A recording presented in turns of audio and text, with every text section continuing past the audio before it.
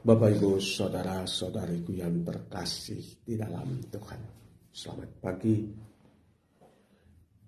Bacaan-bacaan hari ini mengingatkan kita kembali akan siapa kita dan kenapa kita ada di bumi ini. Bacaan pertama mau mengatakan kepada kita bahwa kita itu adalah makhluk yang diberkati. Itu adalah hak lahir kita. Hak yang kita terima bahwa kita adalah anak-anak yang diberkati.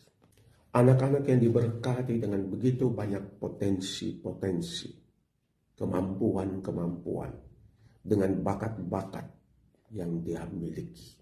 Bakat-bakat yang merupakan anugerah pemberian Tuhan sendiri melalui orang tua, melalui keluarga, melalui akar kehidupannya.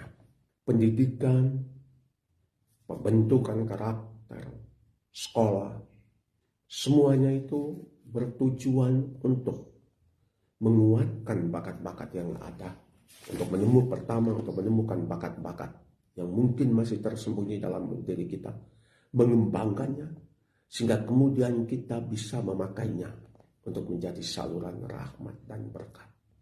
Pendidikan yang membuat bakat itu tidak berkembang, itu bukanlah pendidikan yang benar. Pendidikan yang benar adalah pendidikan yang memampukan seorang untuk bertumbuh, menjadi besar dengan segala kemampuan yang ada padanya. Kemampuan untuk menjadi hebat, untuk menjadi orang yang luar biasa. Makanya ada ujian-ujian, makanya ada term paper, ada penulisan skripsi, macam-macam. Semuanya itu untuk menemukan kembali bahwa kita itu bisa, kita itu mampu, dan kita bisa lebih daripada yang kita pikirkan dan bayangkan. Sekarang, setelah kita melewati semuanya, pertanyaan berikut, untuk apa semua itu? Untuk membangun kerajaan kita, untuk membentengi kita, untuk menunjukkan kepada dunia betapa hebat dan berkuasanya kita, betapa luar biasanya kita, atau dalam dunia rohani kita, betapa kudus dan luar biasanya kita. Itukah tujuan sebenarnya? Saya kira bacaan hari ini mengajak kita untuk melihat itu dalam diri seorang Salomo. Seorang Salomo dibentuk, dibesarkan, dan akhirnya menjadi seorang raja. Raja yang amat berkuasa. Raja yang mumpuni. Raja yang membuat semua orang tertunduk kepadanya. Tetapi raja itu tahu bahwa semua itu adalah anugerah, adalah kepercayaan yang dipercayakan kepadanya. Karena ini satu kepercayaan, dia harus menjalankannya dengan sungguh hati, dengan sepenuh hati, dengan profesionalisme, dengan komitmen, dengan dedikasi, dan dengan hati yang tulus dalam menjalankan. Karena ini tugas kepercayaan, berarti akan harus dipertanggungjawabkan. Dan menarik, dalam bacaan pertama, di mana Tuhan memuji Salomo. Karena Salomo tidak meminta supaya dia semakin berkuasa, agar semua musuh-musuhnya takluk dan takut kepadanya, agar wibawanya semakin hebat, supaya semua orang gemetar ketakutan ketika berhadapan dengan dia. Tidak. Bukan itu yang Salomo minta. Salomo tidak minta supaya kekuasaannya menjadi besar, sehingga seluruh dunia akan takluk kepadanya.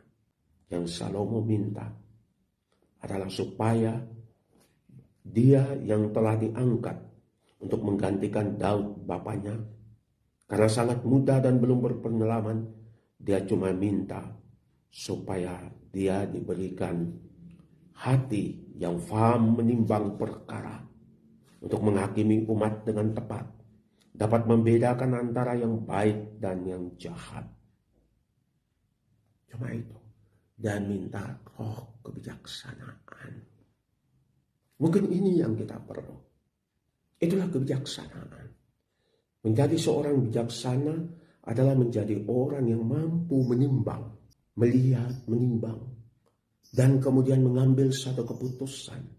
Dan apapun keputusan itu harus membuat orang, saya, situasi, orang seputar yang ikut terlibat, tidak ikut mendapat efek dari keputusan itu untuk bertumbuh menjadi putra-putri Allah yang sejati. Menjadi putra-putri Allah yang sejati berarti menjadi orang-orang yang tahu menghargai satu sama lain. Menjadi orang yang bukan hanya tahu menghargai satu sama lain, tetapi menyadari bahwa apapun itu, kita ini cuma anak-anak Allah, hamba-hamba Allah yang melakukan tugas perutusan kita. Dan apapun keputusan kita itu harus membawa pada harmoni alam semesta. Makanya menjadi seorang yang bijaksana itu tidak gampang. Satu karunia yang kita minta dari Roh Kudus adalah karunia kebijaksanaan. Dan itulah yang diminta oleh Salomo. Sebagai seorang muda, sebagai seorang yang sudah berkuasa, menggantikan bapaknya yang sudah berkuasa. Dia tidak minta untuk menjadi lebih berkuasa. Dia tidak minta supaya dia menjadi lebih hebat. Dia tidak minta supaya wibawanya lebih hebat.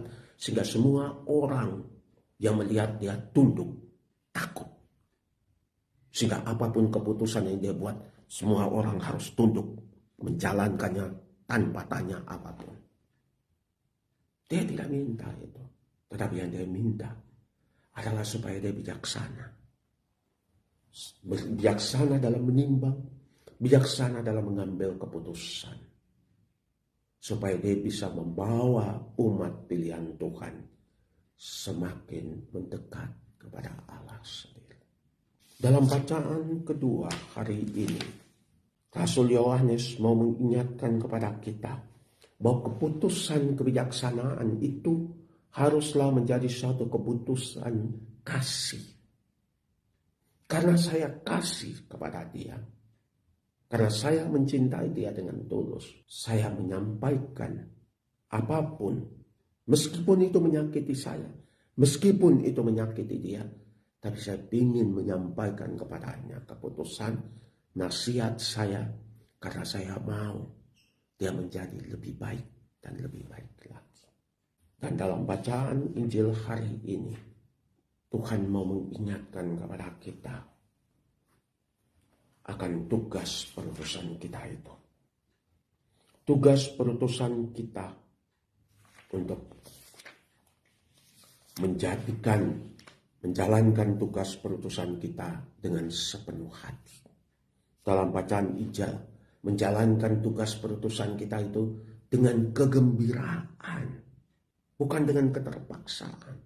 Penekanan pada perumpamaan pertama dan kedua adalah penekanan pada kegembiraan. Begitu dia menemukan itu, dia kemudian rela mengorbankan segala-galanya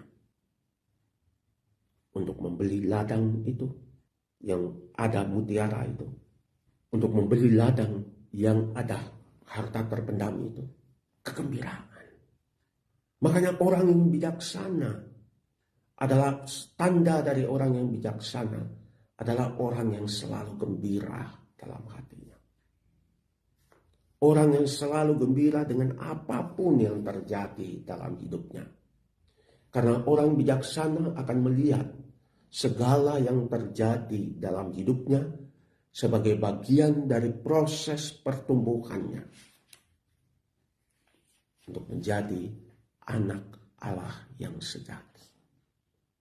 Meskipun proses itu kadang menyakitkan, meskipun proses itu kadang mengecewakannya, meskipun proses itu kadang tidak sesuai dengan kehendak dan rencananya atau dengan doanya, tetapi dia menerimanya dengan lapang hati.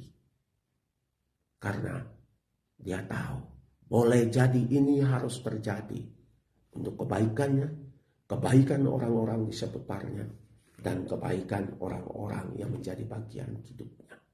orang yang bijaksana. Bukan hanya orang yang gembira menerima semuanya, lapang hati menerima semuanya, tetapi orang yang rendah hati. Karena itu selalu mau belajar. Karena itu selalu mau membiarkan Tuhan menuntun dia. Dan saya yakin kalau itu yang terjadi, lalu kita bisa menjadi tangkapan surgawi yang baik. Kita menjadi ikan-ikan yang baik yang dipilih. Tuhan memberkati kita.